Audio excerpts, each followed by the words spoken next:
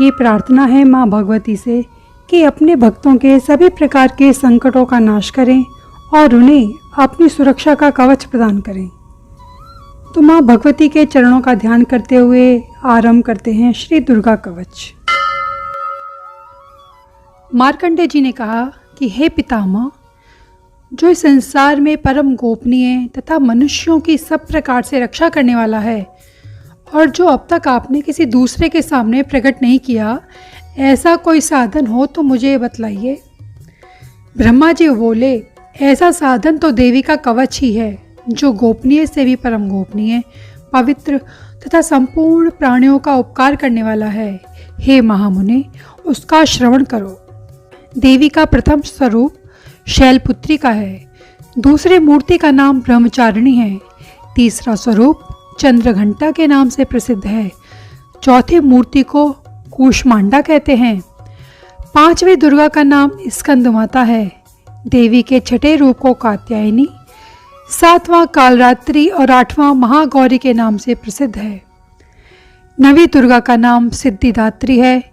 ये सब नाम सर्वज्ञ महात्मा वेद भगवान के द्वारा ही प्रतिपादित हुए हैं।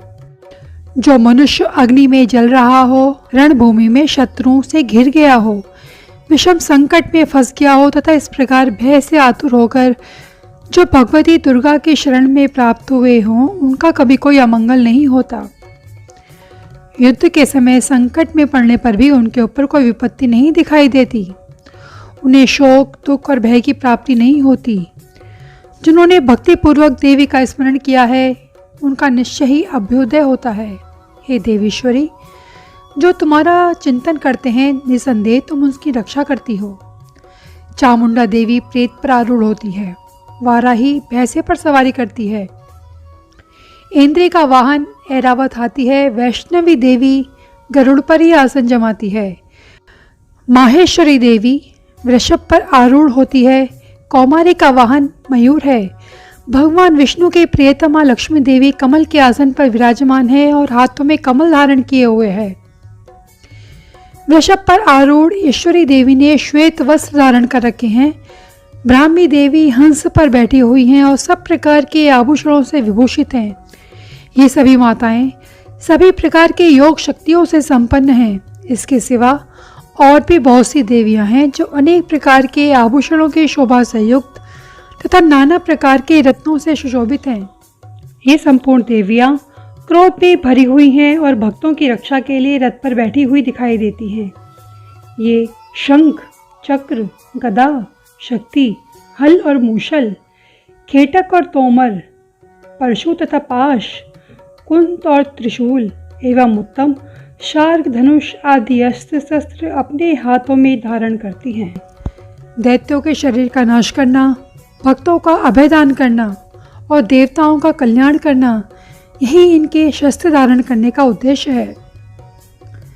तुम महान रौद्र रूप, अत्यंत घोर पराक्रम, महान बल, महान उत्साह वाली देवी, तुम महान भय का नाश करने वाली हो, तुम्हें नमस्कार है। तुम्हारी ओर देखना भी कठिन है। शत्रुओं का भय बढ़ाने वाली जगदम्बिका मेरी रक्षा करो। पूर्व दिशा में इंद्री मेरी रक्षा करो। अग्निकोण में अग्निशक्ति, दक्षिण दिशा में वाराही तथा नैऋत्य कोण में खड्गधारिणी मेरी रक्षा करें। पश्चिम दिशा में वारुणी और वायव्य कोण में मृग पर सवारी करने वाली देवी मेरी रक्षा करें। उत्तर दिशा में कौमारी और ईशान कोण में शूलधारिणी देवी मेरी रक्षा करें। ब्राह्मणी तुम ऊपर की ओर मेरी रक्षा करो और वैष्णवी देवी नीचे की ओर रक्षा करें। इसी प्रकार शव को अपना वाहन बनाने वाली चामुंडा देवी दसों दिशाओं में मेरी रक्षा करे। जया आगे से और विजया पीछे से मेरी रक्षा करे। वाम भाग में अजिता और दक्षिण भाग में अपराजिता देवी रक्षा करे। उद्योतनी शिखा की रक्षा करे। उमा मेरे मस्तक पर विराजमान होकर रक्षा करे। ललाट में मालाधारी देवी रक्षा करे और यशस्वी देवी मेरे भौं का संरक्षण करे। भौहों के मध्य भाग में त्रिनेत्रा और नथनों की यमघंटा देवी रक्षा करे। दोनों नेत्रों के मध्य भाग में शंखनी और कानों में द्वारवासिनी देवी रक्षा करे। कलिका देवी कपोलों की तथा भगवती शंकरी कानों के मूल भाग की रक्षा करे। नासिका में सुगंधा और ऊपर के होठ में चर्चिका देवी मेरी रक्षा करे। नीचे के होठ में अमृतकला तथा जिह्वा में सरस्वती देवी रक्षा करे। कौमारी दांतों की तथा चंडिका कंठ प्रदेश की रक्षा करे। चित्रघंटा गले की घंटी की और महामाया तालू में रहकर रक्षा करे। कामाक्षी ठोड़ी की और सर्वमंगला मेरी वाणी की रक्षा करे। भद्रकाली ग्रीवा में रहकर और धनुर्धारी पृष्ठवंश में रहकर रक्षा करे। कंठ के बाहरी भाग में नलग्रीवा और कंठ की नली में नलकूबरी देवी रक्षा करे। दोनों कंधों में खड़गनी और मेरी दोनों भुजाओं की वज्रधारिणी देवी रक्षा करे। दोनों हाथों में दंडिनी और उंगलियों की अंबिका देवी रक्षा करे। सोलेश्वरी नखों की कुलेश्वरी देवी कुक्षी में रहकर रक्षा करे।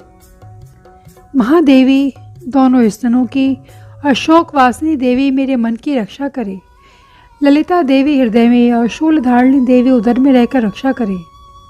नाभि में कामिनी और कुएं भाग की गुहेश्वरी देवी रक्षा करे। पूतना और कामिका लिंग की और महेशवासिनी देवी गुदा की रक्षा करे।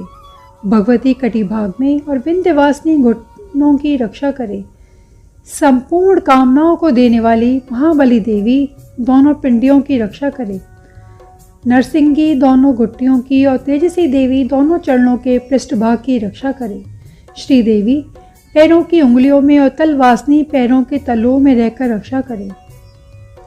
अपनी डालों के कारण भयंकर दिखाई देने वाली दृष्टा कराली देवी नखों की और उधर्व केशनी देवी केशों की रक्षा करे। रोम वालियों के छिद्रों में कौबेरी और त्वचा की बागेश्वरी देवी रक्षा करे। पार्वती देवी रक्त मज्जा वसा मांस हड्डी और मेद की रक्षा करे। आंतों की कालरात्रि और पित्त की मुक्तेश्वरी देवी रक्षा करे। मूलाधार आदि कमल कोशों में पद्मावती देवी और कफ में चूड़ामणि देवी स्थित होकर रक्षा करे। नख के तेज की ज्वालामुखी रक्षा करे। जिसका किसी भी अस्त्र शस्त्र से भेदन नहीं हो सकता, वह अभेद्या देवी शरीर की समस्त संधियों में रहकर रक्षा करे। हे ब्राह्मणी, आप मेरे वीर्य की रक्षा करें। छत्रेश्वरी छाया की धर्मधारिणी देवी मेरे अहंकार मन और बुद्धि की रक्षा करे। हाथ में व्रज धारण करने वाली व्रजहस्ता देवी मेरे प्राण अपान व्यान उदान और समान वायु की रक्षा करे। कल्याण से शोभित होने वाली भगवती कल्याण शोभना मेरे प्राण की रक्षा करे। रस रूप गंध शब्द और स्पर्श इन विषयों का अनुभव करते समय योगिनी देवी रक्षा करे। सत्वगुण रजोगुण और तमोगुण की सदा नारायणी देवी रक्षा करे। वाराही आयु की वैष्णवी धर्म की रक्षा करे। चक्रिणी चक्र धारण करने वाली देवी यश कीर्ति लक्ष्मी धन और विद्या की रक्षा करे। इंद्राणी, आप मेरे गोत्र की रक्षा करें। चंडिके, तुम मेरे पशुओं की रक्षा करो। माँ लक्ष्मी, मेरे पुत्रों की रक्षा करो। भैरवी, मेरी पत्नी की रक्षा करें। मेरे पति की सुपथा और मार्ग की क्षेमकरी देवी रक्षा करे। राजा के दरबार में रहने वाली महालक्ष्मी रक्षा करे और सब और व्याप्त रहने वाली विजया संपूर्ण भयों से मेरी रक्षा करे। देवी, जो स्थान कवच में नहीं कहा गया रक्षा से रहित है, वह भी तुम्हारे द्वारा ही सुरक्षित हो, क्योंकि तुम विजयशालिनी और पाप नाशनी हो।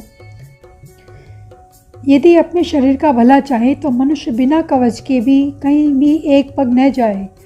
कवच का पाठ करके ही यात्रा करे। कवच के द्वारा सब ओर से सुरक्षित मनुष्य जहाँ जहाँ भी जाता है, वहाँ वहाँ उसे धन लाभ होता है। संपूर्ण कामनाओं की सिद्धि करने वाली विजय की प्राप्ति होती है और वह जिस जिस अभिष्ट वस्तु का चिंतन करता है उसको निश्चय ही प्राप्त कर लेता है। वह पुरुष इस पृथ्वी पर तुलना रहित मान ऐश्वर्य का भागी होता है। कवच से सुरक्षित मनुष्य निर्भय हो जाता है। युद्ध में उसकी कभी पराजय नहीं होती। वह तीनों लोकों में पूजनीय होता है। देवी का कवच देवताओं के लिए भी अत्यंत दुर्लभ है।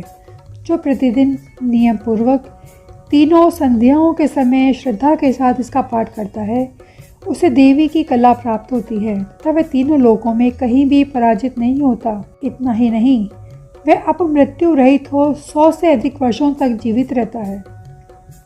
मकड़ी, चेचक और कोढ़ आदि संपूर्ण व्याधियां नष्ट हो जाती हैं। कनेर, भांग, अफीम, धतूरे आदि का स्थावर विष, सांप, बिच्छू आदि के काटने से चढ़ा हुआ जंगम विष तथा अहिफेन और तेल के संयोग आदि से बनने वाले कृत्रिम विष, ये सभी प्रकार के विष दूर हो जाते हैं। इनका कोई असर नहीं होता। इस प्रकार पृथ्वी पर मारण, मोहन आदि जितने अभिचारिक प्रयोग होते हैं तथा इस प्रकार के जितने मंत्र यंत्र होते हैं, वे सब इस कवच को हृदय में धारण कर लेने पर उस मनुष्य को देखते ही नष्ट हो जाते हैं। यही नहीं, पृथ्वी पर विचरने वाले ग्राम देवता, आकाशचारी देव विशेष, जल के संबंध में प्रकट होने वाले गण, उपदेश मात्र से सिद्ध होने वाले निम्न कोटि के देवता, अपने जन्म के साथ प्रकट होने वाले देवता, कुल देवता, माला, डांकिनी, शांकिनी, अंतरिक्ष में विचरने वाले अत्यंत बलवती भयानक डांकिनियाँ, ग्रह, भूत, पिशाच, यक्ष, गंधर्व, ब्रह्म राक्षस, बेताल, कूष्मांडक और भैरव आदि अनिष्टकारक देवता भी हृदय में कवच धारण किए हुए रहने पर उस मनुष्य को देखते ही भाग जाते हैं। कवचधारी पुरुष को राजा से सम्मान वृद्धि प्राप्त होती है। ये कवच मनुष्य के तेज में वृद्धि करने वाला उत्तम है। कवच का पाठ करने वाला पुरुष अपनी कीर्ति से विभूषित भूतल पर अपने सुयश के साथ वृद्धि को प्राप्त होता है। जो पहले कवच का पाठ करके उसके बाद सप्तशती चंडी का पाठ करता है, जब तक वन, पर्वत और काननों सहित पृथ्वी टिकी रहती है, तब तक यहाँ पुत्र, पौत्र आदि संतान परंपरा बनी रहती है। फिर देह का अंत होने पर वह पुरुष भगवती महामाया के प्रसाद से उस नित्य परम पद को प्राप्त होता है, जो देवताओं के लिए भी अत्यंत दुर्लभ है। वह सुंदर दिव्य रूप धारण करता है और कल्याण में शिव के साथ आनंद का भागी होता है। इति देव्या कवचम संपूर्णम बोला है। तो माता चंडिका का ध्यान करते हुए आरंभ करते हैं अरगला स्तोत्र। चंडिका देवी को नमस्कार है। मार्कंडेय जी कहते हैं, जयंती मंगला काली, भद्रकाली कपालिनी, दुर्गा क्षमा शिवा धात्री, स्वाहा स्वधा नमोस्तुते। इन नामों से प्रसिद्ध जगदम्बिके तुम्हें नमस्कार हो। देवी चामुंडे तुम्हारी जय हो। संपूर्ण प्राणियों की पीड़ा हरने वाली देवी तुम्हारी जय हो। सब में व्याप्त रहने वाली देवी तुम्हारी जय हो। कालरात्रि तुम्हें नमस्कार हो। मधु और कैटम को मारने वाली तथा ब्रह्मा जी को वरदान देने वाली देवी तुम्हें नमस्कार है। मुझे रूप दो, जय दो, यश दो और काम क्रोध आदि शत्रुओं का नाश करो। महिषासुर का नाश तथा भक्तों को सुख देने वाली देवी तुम्हें नमस्कार है। तुम रूप दो, जय दो, यश दो और काम क्रोध आदि शत्रुओं का नाश करो। रक्त बीज का वध और चंड मुंड का विनाश करने वाली देवी तुम रूप दो, जय दो, यश दो और काम क्रोध आदि शत्रुओं का नाश करो। शुंभ और निशुंभ तथा धूम्र लोचन का मर्दन करने वाली देवी तुम रूप दो, जय दो, यश दो और काम क्रोध आदि शत्रुओं का नाश करो। सबके द्वारा वंदित युगल चरणों वाली तथा संपूर्ण सौभाग्य प्रदान करने वाली देवी तुम रूप दो, जय दो, यश दो और काम क्रोध आदि शत्रुओं का नाश करो। देवी तुम्हारे रूप और चरित्र अचिंत्य है। तुम समस्त शत्रुओं का नाश करने वाली हो। तुम रूप दो, जय दो, यश दो और काम क्रोध आदि शत्रुओं का नाश करो। पापों को दूर करने वाली चंडिके, जो भक्तिपूर्वक तुम्हारे चरणों में सर्वदा मस्तक झुकाते हैं, उन्हें रूप दो, जय दो, यश दो और उनके काम क्रोध आदि शत्रुओं का नाश करो। रोगों का नाश करने वाली चंडिके, जो भक्तिपूर्वक तुम्हारी स्तुति करते हैं, उन्हें रूप दो, जय दो, यश दो और काम क्रोध आदि शत्रुओं का नाश करो। चंडिके, इस संसार में जो भक्तिपूर्वक तुम्हारी पूजा करते हैं, उन्हें रूप दो, जय दो, यश दो और उनके काम क्रोध आदि शत्रुओं का नाश करो। मुझे सौभाग्य दो और आरोग्य दो, परम सुख दो, रूप दो, जय दो, यश दो। मेरे काम क्रोध आदि शत्रुओं का नाश करो। जो मुझसे द्वेष रखते हों उनका नाश और मेरे बल की वृद्धि करो। रूप दो, जय दो, यश दो और मेरे काम क्रोध आदि शत्रुओं का नाश करो। देवी, मेरा कल्याण करो। मुझे उत्तम संपत्ति प्रदान करो। रूप दो, जय दो, यश दो, काम क्रोध आदि शत्रुओं का नाश करो। अंबिके, देवता और असुर दोनों ही अपने माथे के मुकुट की मणियों को तुम्हारे चरणों पर घिसते रहते हैं। तुम रूप दो, जय दो, यश दो और काम क्रोध आदि शत्रुओं का नाश करो। तुम अपने भक्तजनों को विद्वान, यशस्वी और लक्ष्मीवान बनाओ। का रूप दो, जय दो, यश दो और काम क्रोध आदि शत्रुओं का नाश करो। प्रचंड दैत्यों के दर्प का दलन करने वाली चंडिके, मुझ शरणागत को रूप दो, जय दो, यश दो और मेरे काम क्रोध आदि शत्रुओं का नाश करो। चतुर्मुख ब्रह्मा जी के द्वारा प्रशंसित 4 भुजाधारिणी परमेश्वरी, तुम रूप दो, जय दो, यश दो और काम क्रोध आदि शत्रुओं का नाश करो। देवी अंबिके, भगवान विष्णु नित्य निरंतर भक्ति पूर्वक तुम्हारी स्तुति करते रहते हैं। तुम रूप दो, जय दो, यश दो और काम क्रोध आदि शत्रुओं का नाश करो। हिमालय कन्या पार्वती के पति महादेव के द्वारा प्रशंसित होने वाली परमेश्वरी, तुम रूप दो, जय दो, यश दो और काम क्रोध आदि शत्रुओं का नाश करो। शचीपति इंद्र के द्वारा श्रद्धा से पूजित होने वाली परमेश्वरी, तुम रूप दो, जय दो, यश दो और काम क्रोध आदि शत्रुओं का नाश करो। प्रचंड भुजदंड वाले दैत्यों का घमंड चूर करने वाली देवी, तुम रूप दो, जय दो, यश दो और काम क्रोध आदि शत्रुओं का नाश करो। देवी अंबिके, तुम अपने भक्तजनों को सदा असीम आनंद प्रदान करती रहती हो। मुझे रूप दो, जय दो, यश दो और मेरे काम क्रोध आदि शत्रुओं का नाश करो। मन की इच्छा अनुसार चलने वाली मनोहर पत्नी प्रदान करो, जो दुर्गम संसार सागर से तारने वाली तथा उत्तम कुल में उत्पन्न हुई हो। जो मनुष्य इस स्तोत्र का पाठ करके सप्तशती रूपी महास्तोत्र का पाठ करता है, वो सप्तशती की जप संख्या से मिलने वाले श्रेष्ठ फल को प्राप्त होता है, साथ ही प्रचुर संपत्ति भी प्राप्त कर लेता है। चंडिका देवी को नमस्कार है। इति देव्या अर्गला स्तोत्रम संपूर्ण। चंडिका देवी को नमस्कार है। महर्षि मार्कंडेय जी कहते हैं, विशुद्ध ज्ञान ही जिसका शरीर है, तीनों वेद ही जिसके 3 दिव्य नेत्र हैं, जो कल्याण की प्राप्ति के हेतु हैं और अपने मस्तक पर अर्धचंद्र का मुकुट धारण करते हैं, उन भगवान शिव को नमस्कार है। मंत्रों का जो अभिकीलक है, अर्थात मंत्रों की सिद्धि में विघ्न उपस्थित करने वाले शाप रूपी कीलक का जो निवारण करने वाला है, उस सप्तशती स्तोत्र को संपूर्ण रूप से जानना चाहिए और जानकर उसकी उपासना भी करनी चाहिए। यद्यपि सप्तशती के अतिरिक्त अन्य मंत्रों के जप में भी जो निरंतर लगा रहता है, वह भी कल्याण का भागी होता है। उसके भी उच्चाटन आदि कर्म सिद्ध होते हैं तथा उसे समस्त दुर्लभ वस्तुओं की प्राप्ति हो जाती है। तथापि जो अन्य मंत्रों का जप न करके केवल इस सप्तशती नामक स्तोत्र से ही देवी की स्तुति करते हैं, उनके स्तुति मात्र से ही सच्चिदानंद स्वरूपिणी देवी सिद्ध हो जाती हैं। उन्हें अपने कार्य की सिद्धि के लिए मंत्र, औषधि तथा अन्य किसी साधन के उपयोग की आवश्यकता नहीं रहती। बिना जप के ही उसके उच्चाटन आदि समस्त अभिचारिक कर्म सिद्ध हो जाते हैं।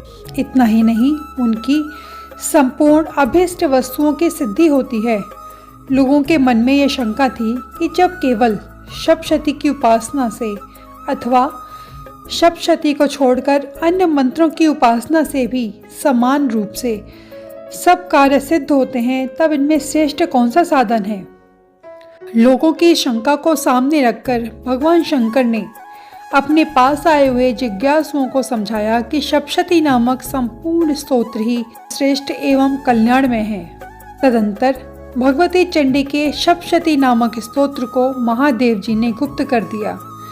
सप्तशती के पाठ से जो पुण्य प्राप्त होता है उसकी कभी समाप्ति नहीं होती, किंतु अन्य मंत्रों के जप जन्य पुण्य की समाप्ति हो जाती है।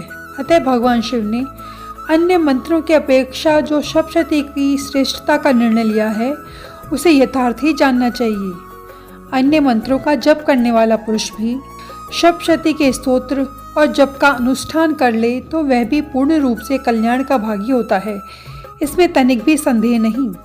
जो साधक कृष्ण पक्ष की चतुर्दशी अथवा अष्टमी को एकाग्रचित होकर भगवती की सेवा में अपना सर्वस्व समर्पित कर देता है और फिर उसे प्रसाद रूप से ग्रहण करता है, उसी पर भगवती प्रसन्न होती है, अन्यथा उसको प्रसन्नता नहीं प्राप्त होती। इस प्रकार सिद्धि के प्रतिबंधक रूप कीलक के द्वारा महादेव जी ने इस स्तोत्र को कीलित कर रखा है। जो पूर्वोक्त रीति से निष्कीलन करके इस स्तोत्र का प्रतिदिन स्पष्ट उच्चारण पूर्वक पाठ करता है वह मनुष्य सिद्ध हो जाता है, वही देवी का पार्षद होता है और वही गंधर्व भी होता है। सर्वत्र विचरते रहने पर भी संसार में उसे कहीं भी भय नहीं होता। वो अपमृत्यु के वश में नहीं पड़ता और तथा देह के त्यागने पर भी अनंतर मोक्ष प्राप्त कर लेता है। अतः कीलन को जानकर उसका परिहार करके ही सप्तशती का पाठ आरंभ करे। जो ऐसा नहीं करता उसका नाश हो जाता है। इसलिए कीलक और निष्कीलक ज्ञान प्राप्त करने पर ही ये स्तोत्र निर्दोष होता है और विद्वान पुरुष इस निर्दोष स्तोत्र का ही पाठ आरंभ करते हैं। स्त्रियों में जो कुछ भी सौभाग्य आदि दृष्टिगोचर होता है वो सब देवी का ही प्रसाद है। अतः इस कल्याण में स्तोत्र का सदा ही जप करना चाहिए। इस स्तोत्र का मंद स्वर से पाठ करने पर स्वल्प फल की प्राप्ति होती है और उच्च स्वर से पाठ करने पर पूर्ण फल की सिद्धि होती है। अतः उच्च स्वर से ही इसका पाठ आरंभ करना चाहिए। जिनके प्रसाद से ऐश्वर्य, सौभाग्य, आरोग्य, संपत्ति, शत्रुनाश तथा परम मोक्ष की भी सिद्धि होती है, उन कल्याणमयी जगदम्बा की स्तुति मनुष्य क्यों नहीं करते, अर्थात अवश्य करनी चाहिए। चंडिका देवी को नमस्कार है। चंडिका देवी को नमस्कार है।